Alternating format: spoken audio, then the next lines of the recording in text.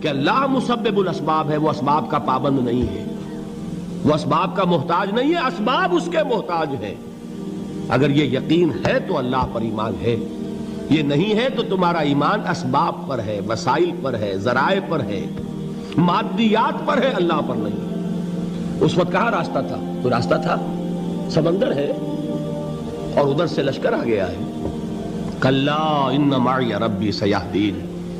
اب دیکھیے ایمان کہہ دینا آسان ہے، ہوا معکم اینما کنتم، جہاں کہیں بھی تم ہوتے ہو اللہ تمہارے ساتھ ہوتا ہے، لیکن اس کا یقین قائم ہو جائے تو زمین و آسمان کا فرق واقع ہو جائے۔ یہی بات ہوئی حضور کے ساتھ۔ غار ہے، چھپے ہوئے ہیں محمد الرسول اللہ اور آپ کے وہ یار غار ابو بکر صدیق رضی اللہ تعالی عنہ۔ اقبال نے حضرت ابو بکر کی شان میں چند اشعار کہے صرف، لیکن واقعہ یہ ہے کہ بھاری بھاری نظموں پر اور قصیدوں پر بھاری ہے، طویل ترین نظمیں اور قصیدے ہوں ان پر بھاری ہے۔ ہمتیں ابو بکر کی ہمت جو ہے، کشت ملت را جو ابر، جیسے بارش سے کھیتی اپجتی ہے، ابو بکر کی ہمت اور عزیمت اس امت کو اسی طرح سینچنے والی ہے۔ ثانیے اسلام و غار و بدر و قبر، وہ دوسرے تھے اسلام میں، دوسرے پہلے کون تھے؟ انا اول المومنین، حضور فرماتے ہیں سب سے پہلا ایمان لانے والا میں، دوسرے ابو بکر۔ ویسے ہمارے ہاں یہ چلتا ہے اختلاف، حضرت علی پہلے ہیں کہ حضرت ابو بکر پہلے ہیں، لیکن اس میں بڑی خوبصورت تطبیق قائم کی ہے علماء نے اور بہت صحیح ہے۔ چار کے بارے میں فیصلہ ہی مت کرو کہ کون پہلے ہے، ان کی ایک عجیب تقسیم کر دی ہے۔ آزاد مردوں میں، بالغ مردوں میں سب سے پہلے ابو بکر، بچوں میں سب سے پہلے علی، خواتین میں سب سے پہلے خدیجہ، اور غلاموں میں سب سے پہلے زید ابن حارثہ۔ بڑی پیاری تقسیم ہے، یہ چاروں ہی پہلے ہیں، ہر ایک کے لیے اولیت ہے۔ اور واقعہ یہ ہے کہ اگر زمانی اعتبار سے تعین ہوگا تو پہلے خدیجۃ الکبریٰ آئیں گی رضی اللہ تعالی عنہ، کسی اور سے بات کرنے کی نوبت بعد میں آ سکتی ہے، پہلے تو اہلیہ محترمہ سے بات ہوئی، آتے ہی پہلی وحی ہوئی ہے، ابھی تبلیغ کا حکم نہیں تھا، کس کو بتایا واقعہ؟ ابھی اپنی نبوت کی تبلیغ کا تو حکم ہی نہیں آیا، واقعہ کس کا ہے؟ وہ خدیجہ کا ہے۔ جب کہا ہے کہ خشیت علی نفسی، مجھے اپنی جان کا اندیشہ ہے، تو کیا جواب دیا خدیجہ نے رضی اللہ تعالی عنہا؟ وہ صدیقۃ الکبریٰ ہے، صدیقات جو ہے خواتین ان میں چوٹی پر خدیجۃ الکبریٰ ہے رضی اللہ تعالی عنہا، اور صدیق جو مرد ہیں ان میں صدیق اکبر ہے ابو بکر صدیق رضی اللہ تعالی عنہ، لیکن صدیقات میں چوٹی پر۔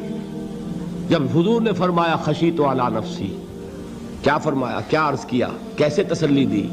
نہیں نہیں، اللہ آپ کو ضائع نہیں کرے گا، آپ غریبوں کے ہمدرد ہیں، آپ مساکین کے تکالیف رفع کرنے والے ہیں، آپ بیواؤں کی سرپرستی کرتے ہیں، آپ مسافروں کی خدمت کرتے ہیں، اللہ آپ کو ضائع نہیں کرے گا۔ یہ یقین ہے اس خاتون کے اندر۔ خیر وہ ایک علیحدہ بات ہو جائے گی۔ میرے دل پر حضرت خدیجہ رضی اللہ تعالیٰ عنہ کی شخصیت کا بڑا گہرا نقش ہے، جو وہ کوئی اور ہی وقت اور موقع ہوا تو بیان ہوگا۔ بہرحال اقبال نے ایک مصرے میں جو چار اولیتیں جمع کر دی ہیں، ہمتیں کشت امت را چو ابر، ثانی اسلام و غار و بدر و قبر۔ اسلام میں حضور کے بعد پہلے کون؟ ابو بکر۔ غار میں حضور کے ساتھ کون؟ ابو بکر۔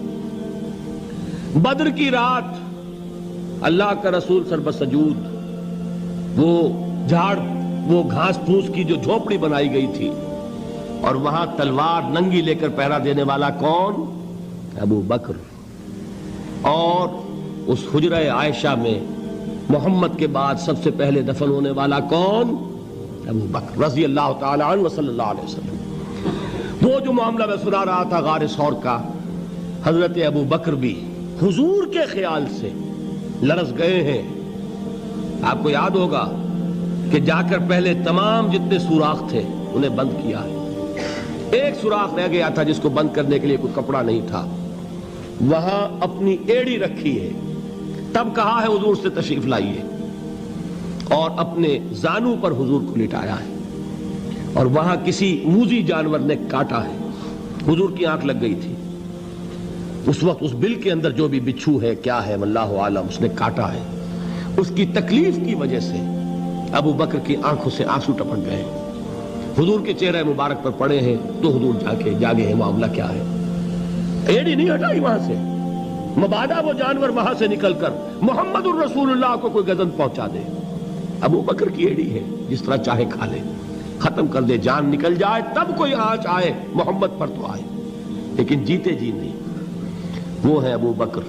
حضور کے خیال سے اس وقت حضور نے پھر اپنا لعاب دہن لگایا ہے, اور اس سے پھر آپ کی تکلیف ختم ہوئی. جیسے خیبر میں حضرت علی کی آنکھ دکھ رہی تھی, اس کو جو شفا حاصل ہوئی ہے وہ بھی حضور کے لعاب دہن سے ہوئی. تو بہرحال اس وقت انہوں نے کہا ہے کہ اے نبی یا رسول اللہ, اگر اس وقت ان میں سے کسی نے غیر ارادی طور پر بھی اپنے قدموں کی طرف جھانک لیا تو پکڑے جائیں گے. کیا جواب تھا اللہ کے رسول کا؟ لا تحزن ان اللہ معنا. اللہ ہمارے ساتھ ہے, کیوں گھبراتے ہو ابو بکر؟ یہ ہے ایمان باللہ. میرا مالک اللہ, میرا رازق اللہ, میرا محافظ اللہ, میرا مددگار اللہ, میرا پشت پناہ اللہ, میرا دوست اللہ. یہ دوستی ہے اللہ کی جو لب لباب ہے, حاصل ہے ایمان کا. اسی کا نام ولایت ہے. اولیاء اللہ کے سروں پر سینگ نہیں ہوتے. جس کے دل میں ایمان راسخ ہو چکا ہو وہی اللہ کا ولی ہے. جسے اللہ پر یقین ہو چکا ہے وہی اللہ کا ولی ہے. جسے یقین ہے اللہ میرے ساتھ ہے, میرا مددگار, میرا پشت پناہ, میرا ساتھی, میرا دوست, میرا محبوب, میرا محب. اللہ اہل ایمان سے محبت کرتا ہے. واللہ یحب الصادقین. ان اللہ یحب الذین یقاتلون فی سبیلہ صفا کانہم بنیان مرصوص. اللہ محبت کرنے والا, اہل ایمان محبوب, اور اہل ایمان محبت کرنے والے اللہ محبوب. والذین آمنوا اشد حبا للہ. آپ تصور کیجئے جسے یہ رشتہ ایمان یا رشتہ ولایت حاصل ہو جائے, الا ان اولیاء اللہ لا خوف علیہم ولا هم یحزنون. آگاہ ہو جاؤ, اللہ کے دوستوں کے لیے نہ کوئی خوف ہے نہ کوئی حزن ہے. اور میں بیان کر چکا تھا, خوف اور حزن کے خاتمے ہی کا نام امن ہے. زوال خوف, زوال حزن. یہ خوف اور حزن کیوں آتے ہیں بار بار؟ اللہ تخافوا ولا تحزنوا, دونوں آ گئے. الا ان اولیاء اللہ لا خوف علیہم ولا هم یحزنون, پھر وہی دو. وہ کیوں ہے؟ خوف ہوتا ہے کسی مستقبل کی بات کا, یہ نہ ہو جائے, وہ نہ ہو جائے, یہ نقصان نہ پہنچ جائے, یہ تکلیف نہ ہو, یہ غضب نہ آ جائے. خوف ہے مستقبل سے. حزن ہے یہ کیوں ہوا, یہ نہیں ہونا چاہیے تھا, یہ میرا فلاں چیز میرے ہاتھ سے جاتی رہی ہے, فلاں موقع نکل گیا, اب بیٹھے ہوئے ہیں اندر ہی اندر کڑ رہے ہیں, صدمہ ہے اور رنج ہے. اور جو اللہ پر ایمان رکھتا ہے وہ جانتا ہے ما اصاب من مصیبت فی الارض ولا فی انفسکم الا فی کتاب من قبل ان نبرأها ان ذلک علی اللہ یسیر لکی لا تعصوا علی ما فاتکم ولا تفرحوا بما آتاکم واللہ لا یحب کل مختال فخور. اس زمین میں یا تمہاری جانوں میں کوئی تکلیف, کوئی مصیبت نہیں آ سکتی سوائے اس کے کہ جو اللہ نے لکھ دی ہو, اس سے پہلے کہ وہ ظاہر ہو. جس کو یہ حقیقت معلوم ہو گئی اس کو یہ طرز عمل اختیار کرنا چاہیے. جو چیز چھن جائے, جاتی رہے, چھوٹ جائے, اس پر افسوس نہ کرو. کس نے چھینی؟ دوست نے. دوست کے فیصلے پر شکایت. دوستی کو بٹا لگا رہے ہو, سرے تسلیم خم ہے جو مزاج یار میں آئے. اگر دوستی ہے تو پھر تو تمہیں گردن جھکانی چاہیے کہ ہر چے ساقی ماریخت عین الطافست, جو بھی میرا ساقی میرے پیالے میں ڈال دے اس کا کرم ہے. جو اس کی طرف سے آئے اس پر کوئی رنج نہیں, کوئی صدمہ نہیں, کوئی غم نہیں, کوئی شکایت نہیں, کوئی شکوہ نہیں. اور جو ہوگا وہ اس کے اذن کے بغیر نہیں ہوگا, اور اس کا اذن ہوگا تو یقیناً میرے لیے خیر ہی خیر ہے, چاہے وہ ناگوار شے ہو, بظاہر مجھے اچھی نہ لگ رہی ہو، میری شارٹ سائٹڈنس میں مجھے وہ نظر آ رہی ہے کہ میرے لیے بری ہے، لیکن قرآن نے کہا ہے عسیٰ ان تکرہوا شیئا وہو خیر لکم وعسیٰ ان تحبوا شیئا وہو شر لکم واللہ یعلم وانتم لا تعلمون۔ ہو سکتا ہے تم کسی چیز کو ناپسند کرو درحال ہے کہ اسی میں تمہارا خیر ہو، اور ہو سکتا ہے تم کسی چیز کو پسند کرو درحال ہے کہ اس میں تمہارا شر ہو۔ اللہ جانتا ہے، تم نہیں جانتے۔ جب مجھے یہ بات معلوم ہو گئی، میں نے اپنا معاملہ اللہ کے حوالے کیا۔ سپردم بے تو مایا خیش را تو دانی حساب کم و بیش را، اے رب جو تو چاہتا ہے وہ ہو، تیرے علم میں جو شے میرے لیے خیر ہے وہ ہو جائے، میری کوئی پسند نہیں، میری کوئی چاہت نہیں، یہ ہے راضی برضائے رب۔ اکبر الہ آبادی نے اسے کہا ہے رضائے حق پہ راضی رہ، یہ حرف آرزو کیسا، خدا خالق، خدا مالک، خدا کا حکم تو کیسا۔ جب میں آ گیا بیچ میں، میری پسند، میری مرضی، میری خواہش، میری چاہت، یہی تو شرک ہے۔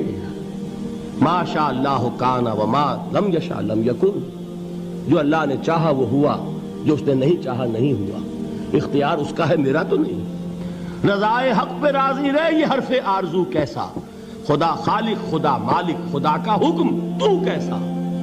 اقبال نے اسے کہا ہے فارسی میں، اب آپ کہیں اس کا ترجمہ بھی کرو تو وہ مجھے ذرا اس وقت کچھ بہت ہی بدذوقی کسی بات نظر آئے گی۔ جائیے پوچھئے کسی سے جسے فارسی آتی ہو۔ بروں کشید ز پیچا کے ہست و بود مرا، چے اقدہا کے مقام رضا کشود مرا۔ مجھے تو تمام پیچ و خم سے نکال دیا اس مقام رضا نے، میں راضی برضائے رب ہوں، جو فیصلہ اس کا میں اس پر راضی۔ تو کہاں کا حزن اور کس کا خوف، یہی زوال حزن اور زوال خوف، یہی ہے امن، یہ نتیجہ ہے ایمان کا۔ تو جان لیجئے یہ ہے لب لباب، یہ ہے حاصل ایمان کا، یہ ہے تو ایمان ہے، یہ نہیں ہے تو ایمان نہیں۔